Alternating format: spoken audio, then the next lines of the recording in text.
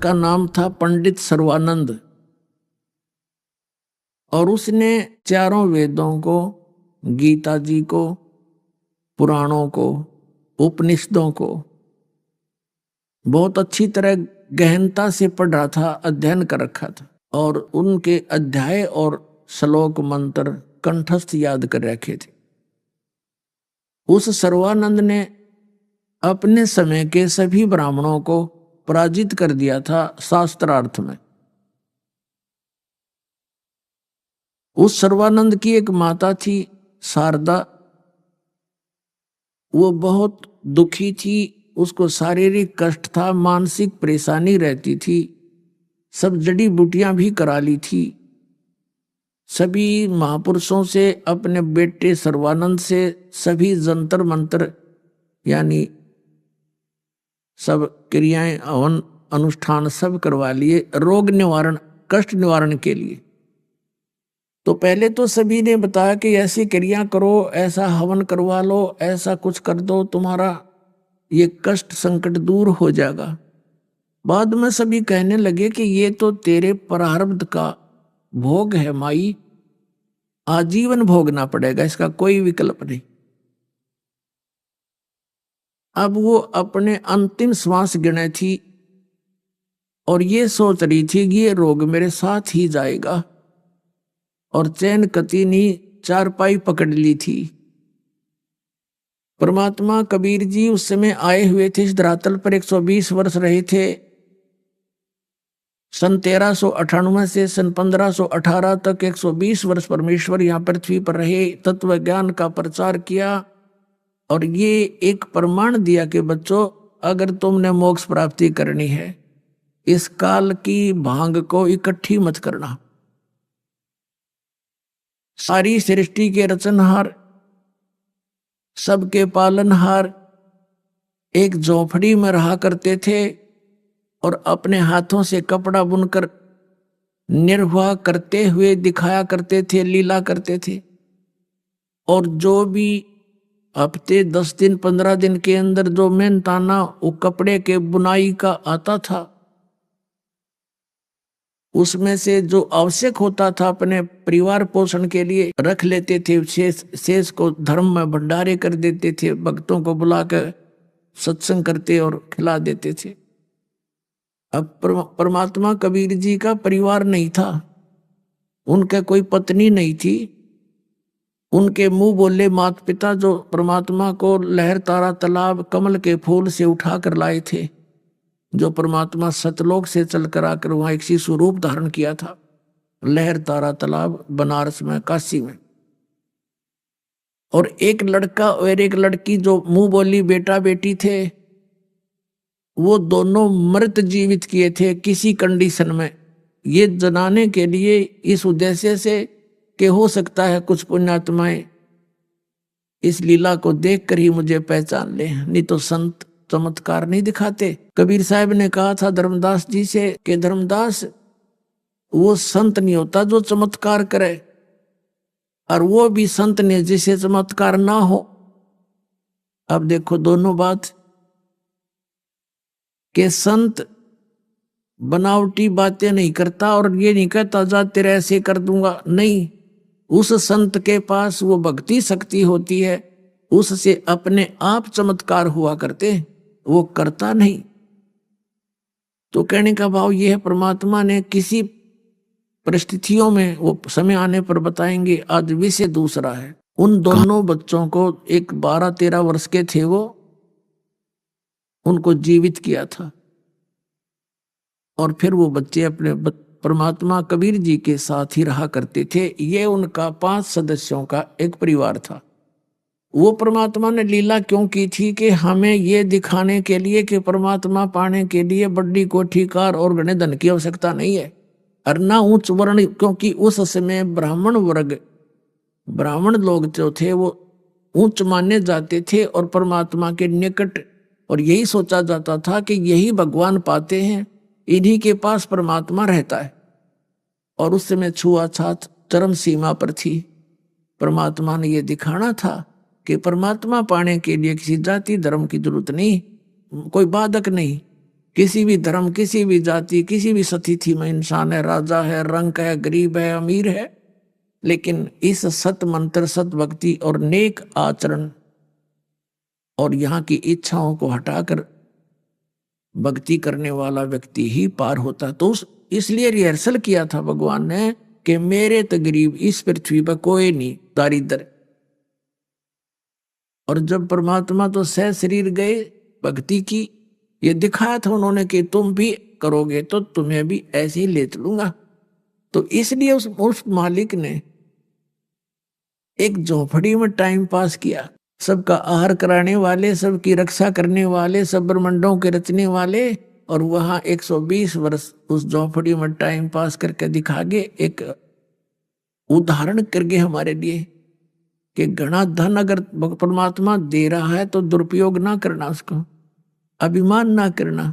1 minute में मृत्यु हो जा, अगले दिन गधा बनकर उसको ठीक है पीछे कड़ना ही खड़ा पाओगा पिछली साइड में। बता क्या कोठा क्या मकान चाट लिया इसने, सारी उम्र खो दी जोड़ते जोड़ते। ये काल का धोखा है, ये बहुत भयंकर जाल है, इसको हमने समझना। ठीक है, परमात्मा जो देता है वो उसकी इच्छा है, लेकिन उसका दुरुपयोग और अभिमान नहीं करे कभी भूल के भी।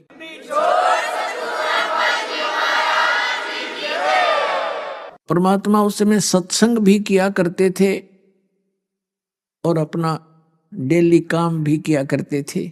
दिन में काम करते मजदूरी और शाम को सत्संग करते जगह जगह जाकर। वो तो मालिक थे, एक रूप में वहां बैठे मजदूरी कर रहे हैं और हजारों रूप बनाकर जगह जगह जाके एक तारा लेकर ऊंचे स्वर में गाया करते थे, ये तत्व ज्ञान सुनाया करते थे। जैसे मदारी तमाशा दिखाने के लिए आता है, वो आवाज लगाता है, डुगडुगी बजाता है, इकट्ठे हो जाते हैं व्यक्ति। तो ऐसे परमात्मा एक तारा लेकर के कहीं भी भीड़ वाले स्थान पर खड़ा हो जाते थे, शहर में खड़े हो जाते थे, गांव की गली में खड़े हो जाते थे, ऊंचे स्वर में प्यारी प्यारी अमृतवाणी की वर्षा किया करते थे। और उस परमात्मा की आवाज को ये आत्मा खूब समझती है, आत्मा को खींचती है वो आवाज। परमात्मा की चाह थी लोगों को। और परमात्मा जब अपनी अमृतवाणी में वो गाते गाते थे, पद्य भाग में कोई शब्द सुनाते थे, राम नाम बजले बाई, राम नाम की कर लो कमाई, ये मनुष्य जीवन थोड़ा है कर ले बेग संभार। तो इस तरह की मानुष जन्म दुर्लभ है मिले न बारंबार, तरवर से पत्ता टूट जाए वो बौर नहीं लगता डार। मानुष जन्म पाए कर जो नहीं रटे हरि नाम, जैसे कुआ जल बिना फिर बनवाया क्या काम। ऐसी मार्मिक वाणी मालिक की खींच लेती थी। फिर हाथ जोड़ते थे, महाराज रुक जाओ, रात का सत्संग भी करियो, कल फिर रुक जाओ। यानी कोई कोई दिन तक वहां मालिक सत्संग करते रहते थे, अपनी प्यारी आत्माओं को ज्ञान देते थे। बहुतों को उनके आशीर्वाद से तुरंत राहत मिलनी शुरू हो जाती थी। तो इस प्रकार उस कबीर परमात्मा के उस समय, जिस समय ना कोई लाउड स्पीकर था और ना ही कोई मीडिया या टीवी आदि थे, 64 लाख सेस हुए थे उस कबीर दानक के, उस कबीर जुलाहे के 64 लाख सेस हुए थे। उसमें भारतवर्ष की कुल आबादी 4 करोड़ मुश्किल से होगी, जिसमें अफगानिस्तान, बलोचिस्तान, ईरान और इराक, पश्चिमी पाकिस्तान, पूर्वी पाकिस्तान, ये सारा कुछ इकट्ठा ही था, ये भारतवर्ष था। और उस समय 64 लाख से हो जाना कोई बालकों का खेल नहीं, या किसी कोई जंतर मंतर करके बकाए। उनको सुख इतना दिया दाता ने, भी कर गए और उनको सुख भी देते थे। वो परमात्मा सत्संग भी किया करते थे। बहुत से दुखी प्राणी परमात्मा के शरण में आने से वो सुखी हो गए थे। पुण्यात्मा, जब कबीर परमेश्वर जी लीला करते हुए 5 वर्ष के हो गए, उस समय परमात्मा ने जिस उद्देश्य से वो आए हुए थे कि तत्व ज्ञान प्रचार करने के लिए वो मालिक स्वयं आते हैं सतलोक से चलकर, और तत्व ज्ञान सतगुरु की महिमा, तत्व ज्ञान का प्रचार वो स्वयं ही कर सकता है। अपने द्वारा रची हुई सृष्टि को परमात्मा ही ठीक ठीक बताता है, विस्तार से बताता है। तो ऐसे वो प्रचार किया करते थे। और उन्होंने फिर ये सोचा मालिक ने कि मेरा गुरु होना चाहिए, क्योंकि परमात्मा की वाणी है कबीर परमेश्वर जी की, गुरु बिन माला फेरते गुरु बिन देते दाने, गुरु बिन दोनों निष्फल हैं चाहे पूछो वेद पुराण। अब कबीर परमेश्वर जी को कोई गुरु की आवश्यकता नहीं थी, लेकिन इस काल के जाल को परमात्मा ने काटना था। अब उन्होंने यदि उस समय श्री रामानंद स्वामी जी को गुरु ना बनाया होता तो आज ये नकली काल के पंथी संत ये कहते कि क्या कबीर जी ने गुरु बनाया था? गुरु की आवश्यकता क्या है परम धनी को? जब परम धनी ने भी गुरु बनाया है तो आज यह कंसेप्ट क्लियर हो गया कि जिसने गुरु नहीं बनाया उसका जीवन नाश होगा, और हो चुका है। अब जैसे परमात्मा कहा करते थे, राम कृष्ण से कौन बड़ो उन्हों भी गुरु कीन, और तीन लोग के वे धनी गुरु आगे आधीन। परमात्मा हमें यह बताना चाहते थे कि तुम राम और कृष्ण से बड़ा किसी को नहीं मानते, और उन्होंने भी गुरु बनाया। और तुम बगैर गुरु के आप घंटी पीटो मंदिर में जाके, घंटी बजा बजा के निश्चिंत हो रहे हो, पुजारियों के फंसे बैठे हो। तो राम कृष्ण से कौन बड़ा उन्हों भी गुरु कीन, और तीन लोग के वे धनी गुरु आगे अधीन। फिर परमात्मा ने बताया था, गर्भ योगेश्वर गुरु बिना, और लग गया हर की सेव, कह कबीर बैकुंठ से वो फेर दिया सुखदेव। राजा जनक गुरु किया फिर किन्नी हर की सेव, कह कबीर बैकुंठ में वो चले गए सुखदेव। तो इस तरह के परमात्मा ने ये ज्ञान दिया और स्वयं गुरु बनाया। किसको? पंडित रामानंद महर्षि जी को। उस समय जुलाहों से यानी शूद्र वर्ण के व्यक्तियों से ब्राह्मण लोग बहुत बचकर रहते थे, उनसे दूर से बातें करते थे, 10 कदम दूर से बातें करते थे, अपने निकट भी नहीं आने देते थे। दीक्षा तो बहुत दूर की बात है, दीक्षा नहीं देते थे रामानंद जी, केवल ब्राह्मणों को दीक्षा देते थे, उन्हीं को उपदेश देते थे, उन्हीं को ऋषि बनाते थे, और भक्ति का अधिकारी उन्हीं को बताते थे। और अन्य को तो केवल जंतर मंत्र बता देते थे, ऐसे बोल दे, ऐसे कर दे, जाड़े जोड़े जैसे बताते हैं ऐसा करते थे। अब परमात्मा ने क्या लीला की, जब वो 5 वर्ष के हो चुके थे, लीला में शरीर में एक 2.5 वर्ष के बालक का रूप धारण किया, और महर्षि पंडित रामानंद जी का आश्रम था गंगा से थोड़ी सी दूरी पर, दरिया के साथ में ही।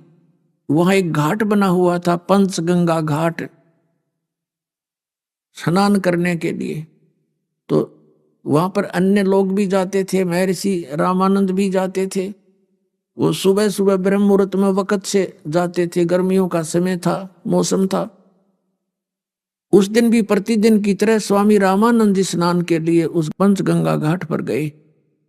कबीर परमात्मा एक शिशु रूप धारण करके पैड़ियों पर लेट गए, 2.5 वर्ष का बालक रूप धारण करके। अंधेरे में रामानंद जी के पैर के खड़ाऊं परमात्मा कबीर जी के सिर में लगी। जैसे बालक रोते हैं ऐसे रोने की लीला की। रामानंद जी तेजी से शीघ्रता से नीचे को झुके कि किसी बालक का पैर लग गया, चोट लगी। संत दयालु बहुत होते हैं, चाहे वो क्रिया कुछ भी कर रहे होते हैं। एकदम नीचे को झुके और सिर पे हाथ रखा, बेटा रो मत, राम राम बोल बेटा, राम राम बोल। और जो ही वो झुके नीचे को, उनकी जो माला थी परमात्मा के गले में डल गई अंधेरे में। उनके गले से निकलकर कंठी, एक कंठी रखते थे जिसमें एक तुलसी का मनिया होता है, तुलसी की लकड़ी का एक मणका होता है, उसको कंठी बोलते हैं वैष्णव परंपरा वाले। और इन कबीर पंथियों ने भी वो ही नकल कर रखी है उस वैष्णव वाली। वो तो परमात्मा ने एक लीला की थी, ये अपने को उस वर्ण में उस ग्रुप में अपना स्थान बनाने के लिए। तो परमात्मा चुप हो गए रोने से। रामानंद जी ने कहा, बेटा बैठ जा तू, मैं स्नान कर लेता हूं, तो रास्ता भूल गया लगता है, तेरे को तेरे घर भिजवा दूंगा, बैठ जा, चिंता ना कर। अब वो स्नान करने लगे रामानंद जी तक। परमात्मा वहां से अंतर ध्यान हुए, अपने मुंह बोले माता पिता की कुटिया झोपड़ी मां के सो गए। अब कुछ दिन के बाद दाता ने क्या लीला की, एक विवेकानंद नाम के ऋषि थे, स्वामी रामानंद के शिष्य, और विष्णु जी के उपासक थे। रामानंद जी विष्णु जी को इष्ट मानते थे, तो उनके ऋषि शिष्य बना रखे थे 1400, जो प्रचार किया करते थे रामानंद जी से ग्रहण ज्ञान का, आगे प्रचार करते थे। उनके अक्षेत्र बांट रखे थे। तो बनारस के एक अक्षेत्र में विवेकानंद का अक्षेत्र था, वहां वो सत्संग कर रहा था। तो कबीर साहब जाकर बैठ गए, 5 वर्ष के बालक। अब विवेकानंद जी विष्णु भगवान को सर्वेश्वर महेश्वर सबके मालिक, यही उत्पत्ति करते हैं, यही स्थिति करते हैं और यही संहार करते हैं। ये सारी सृष्टि के रचनहार हैं। इनके कोई माता पिता नहीं है, इनकी जन्म मृत्यु नहीं होती है। जैसा भी ये लोक वेद दंत कथा सुनाया करते थे, वो सारी कथा सुनाई। सत्संग समापन हो गया। महर्षि विवेकानंद जी ने कहा कि जी किसी को कोई शंका हो तो प्रश्न कर सकते हो। परमात्मा खड़े हुए, 5 वर्ष के बालक, और कहा, स्वामी जी मुझे शंका है। मैंने एक समय एक ब्राह्मण शिव पुराण पढ़ रहा था और उसमें लिखा था कि श्री विष्णु जी का जन्म श्री देवी दुर्गा से और काल रूपी ब्रह्म के पति पत्नी विहार से हुआ। ये उनके माता पिता हैं। रामानंद जी ने कहा कि तू कौन है, क्या कह रहा है तू, झूठे कपटी, ऐसा कुछ नहीं है। परमात्मा ने कहा, आप अपनी उस शिव पुराण को देखो। अब उसने देखा, सचमुच वो तो लिखा था उसके अंदर जो भी था विवेकानंद जी ने। लेकिन ये अभिमान बहुत भयंकर चीज है। परमात्मा कबीर जी ने कहा कि राज तजना सहज है, सहज त्रिया का ने, मान बढ़ाई ईर्षा दुर्लभ तजना ये। अरे इनके तजे बिना भगवान मिले नहीं, मान बढ़ाई और ईर्षा के तजे बिना भगवान नहीं मिले। और राज त्याग दिया, नारी त्याग दी, और ये बाकी दोष जो के तू, व्हाट इज यूज।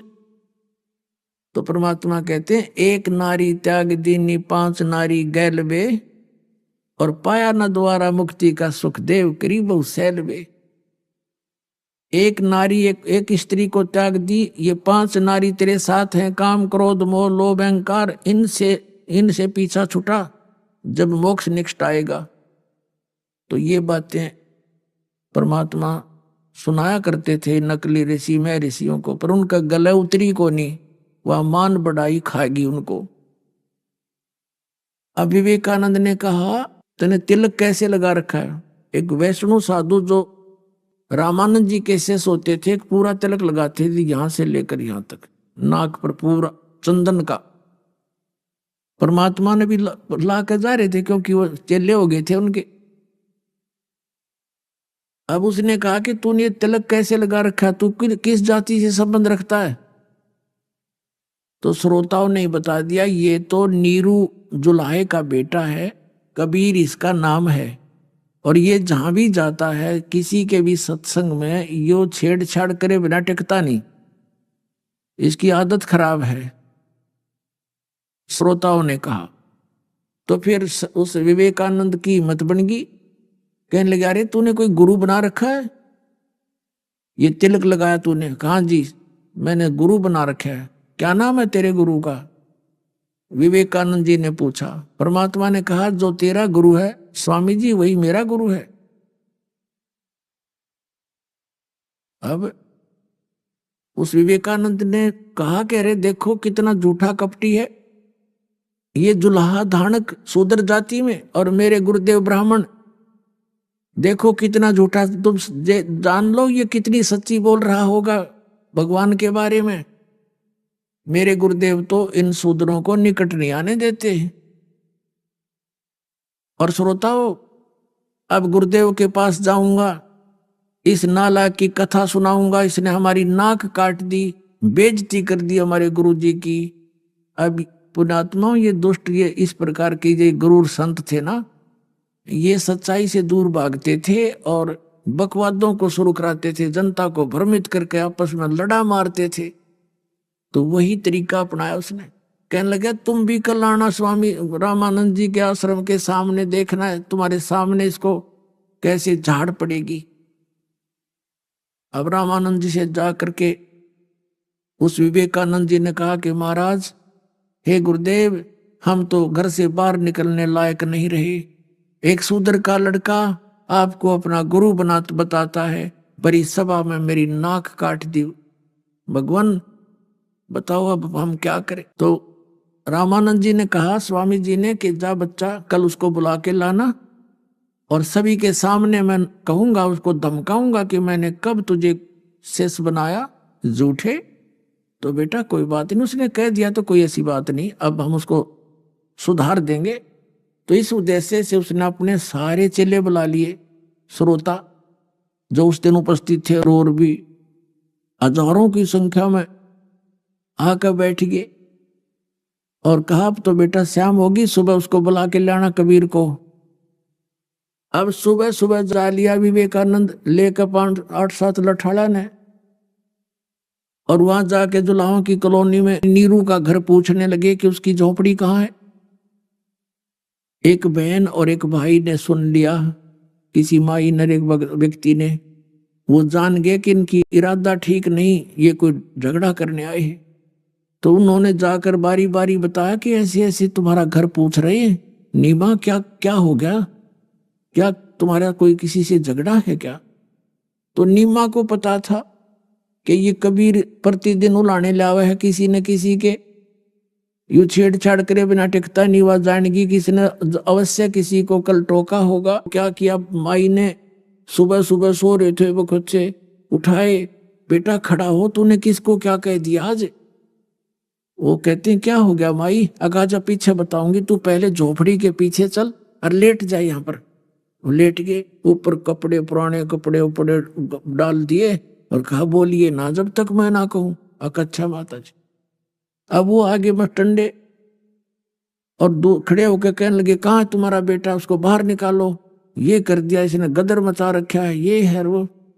और वो माई कहती है जी क्या गलती कर दी, मैं धमका दूंगी अपने बच्चे को। बात क्या होगी, कुछ बताओ ब्राह्मण। कहने लगी बात यहाँ नहीं वही बात होगी, इसने बहुत बड़ी बात कर दी है आज, इसने नाक काट दी हमारे गुरुजी की। इसने कहा कि मैंने गुरुजी से दीक्षा ले रखी है, वहां हजारों व्यक्ति बैठे हैं इसकी, वहां गुरुजी पीटेंगे इसको खूब। अब माई ने उनसे हाथ पैर जोड़े, मैं धमका दूंगी, बालक है गलती होगी, नहीं मानने उसको फेंक दिया एक तरफ, अंदर घुस गए।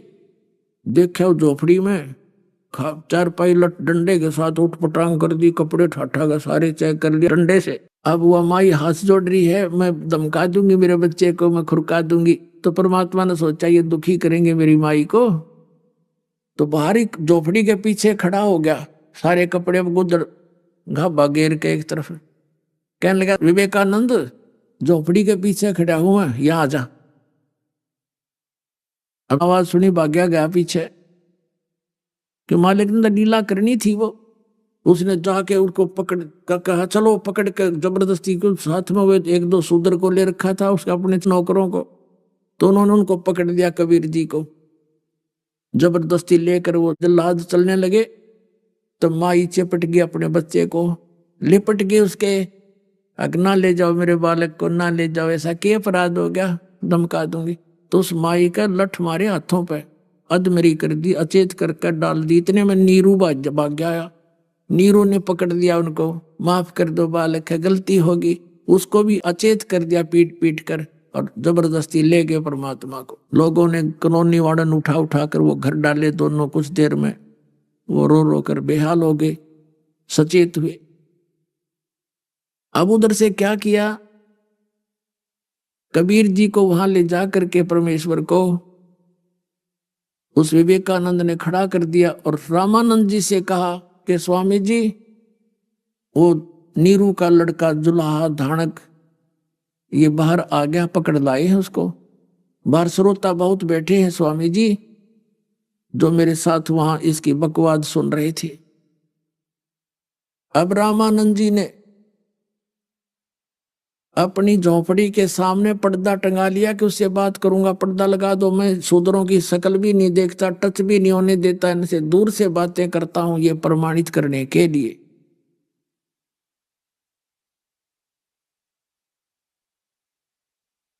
अब रामानंद जी ने कबीर परमात्मा से प्रश्न किया। क्या प्रश्न किया कि भाई तेरी जाति कौन है, तेरा गुरु कौन है, तू किस से नाम उपदेश लिया है तूने। पुण्यात्माओं, एक कंसेप्ट को क्लियर करने के लिए, इस अज्ञान का नाश करने के लिए बहुत सारे आपको प्रमाण देने पड़ते हैं। अब दास जो आपको अमृत वचन सुनाने जा रहा है, ये किस महापुरुष के हैं? आदरणीय गरीबदास साहिब जी, गांव छुड़ानी, जिला झज्जर वाले के, हरियाणा वाले के। इनके विषय में थोड़ा सा परिचय अब देना पड़ेगा, क्योंकि जिस कंसेप्ट को दास क्लियर करने जा रहा है, ये इतना अज्ञान बन गया है कि एक सिंपल कह देने मात्र से ये आपके उस अज्ञान को हटा नहीं सकेगा जो हमारे अंदर युगों से भरा पड़ा है। आदरणीय गरीबदास साहिब जी, गांव छुड़ानी, जिला झज्जर, एक जाट किसान के घर इनका जन्म हुआ था। बहुत बड़े जमींदार थे इनके पिताजी। ये वैसे इनका मूल गांव तो करौठा था और दड़खड़ इनका गोत्र, लेकिन इनके कोई मामा नहीं था, इनकी माँ के भाई नहीं था, इसलिए इनके पिताजी घर जमाई छुड़ानी रहा करते थे। और वहां 1400 एकड़ जमीन थी, 1400 एकड़ उसमें, यानी सन 1727 में परमात्मा मिले थे इनको। तो जब ये 10 वर्ष के हो गए थे, सन 1727 में गरीबदास जी 10 वर्ष के बालक अपने ही खेतों में गौवें चरा रहे थे, पाली थे। इनके साथ में और किराए के पाली थे और कुछ गांव के वैसे अपनी गौओं को इन्हीं के खेतों में चराने के लिए इकट्ठे ले जाते थे। चरागा बहुत रखते थे। तो वहां परमात्मा सतलोक से चलकर आए कबीर जी, परमेश्वर परम अक्षर ब्रह्म सतपुरुष, एक जिंदा महात्मा का रूप बनाया। जो बच्चे जांडी के पेड़ के नीचे बैठे थे, खाना खा रहे थे, तब परमात्मा वहां आ गए। भक्तों ने, उन पालियों ने और उस गरीबदास जी ने सब ने मिलकर कहा, भगवान आओ भोजन पालो। परमात्मा ने कहा, भी भोजन तो अपने गांव में मैं खा के आया हूं। कहां से आए हो तुम? परमात्मा से पूछा। जिंदा महात्मा के रूप में खड़े भगवान से परमेश्वर ने कहा, मैं सतलोक से आया हूं भाई, मेरा सतलोक गांव है। तो वो तो बच्चों के समझ में नहीं आई, सतलोक होगा कोई गांव की तरह पृथ्वी पर। तो कहा, जी भोजन पालो। परमात्मा ने कहा, भोजन वहां खा के आया हूं, तो दूध तो पीना पड़ेगा महाराज जी। परमात्मा ने कहा, मैं कुंवारी गाय का दूध पीता हूं भाई, पिला दो। अब अन्य जो बड़े बड़े पाली थे ग्वाले, वो कहने लगे, बाबा जी तेरी दूध पीने की नीत नहीं है, मजाक कर रहे हो आप, कुंवारी गाय कभी दूध देती है? परमात्मा ने कहा, कुंवारी गाय भी दूध दे देती है। गरीबदास जी खड़े हुए, एक कुंवारी बछिया जाके संग बैल नहीं लागा, वो लेकर के कबीर साहब के पास ले आई और कहा, महाराज जी इसका बच्चा तो है नहीं, दूध कैसे देगी? परमात्मा ने कहा, कोई पात्र ला, खाली साफ करके, वो धो के रखा हुआ था एक पात्र मिट्टी का, वो सतनों के नीचे रख ले बेटा। सतनों के नीचे रख लिया। गरीबदास जी ने, बालक था वो तो जैसे कहते गए करते गया। परमात्मा कबीर जी ने कमर पे हाथ मार दिया उस बछिया के, लंबे लंबे सतन हो गए, दूध की धार चल पड़ी और पात्र भर गया।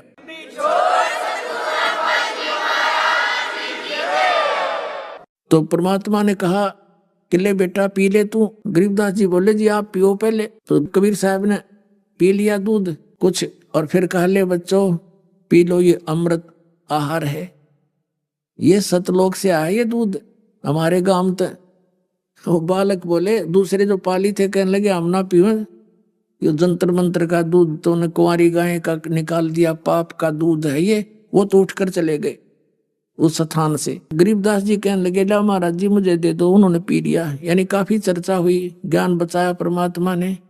तो गरीबदास जी ने कहा, भगवान वो स्थान दिखा दो मुझे, कहाँ है आपका।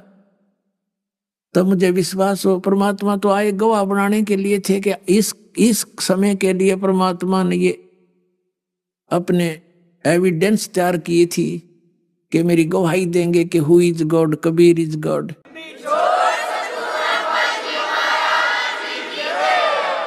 परमात्मा उनको सतलोक लेकर गए, ब्रह्मा विष्णु महेश का लोक दिखाया, धर्मराज का लोक दिखाया जहाँ न्याय होता है सब प्राणियों का, और फिर सचखंड में लेकर गए सतलोक में जहाँ परमात्मा सिंहासन पर विराजमान है और बहुत बड़े गुम्बज के अंदर सिर पे मुकुट रखा है, करोड़ सूर्य मिला दे करोड़ चंद्रमा ऐसा रोम कोप की शोभा है।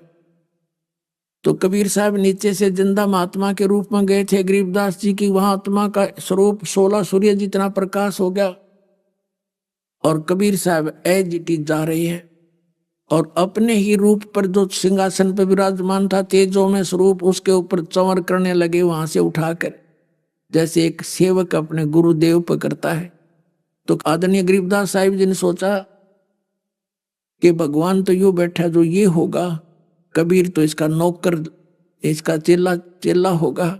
इतने में क्या हुआ, तेजो में शरीर खड़ा हुआ, नीचे से गए हुए जो जिंदा महात्मा के रूप में परमात्मा विराजमान हो गए, अनंत कोट ब्रह्मांड के स्वामी के रूप में। तो उसमें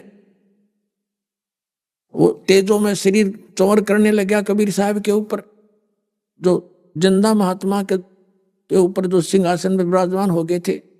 गरीबदास जी सोच ही रहे थे भाई ये क्या लीला हुई।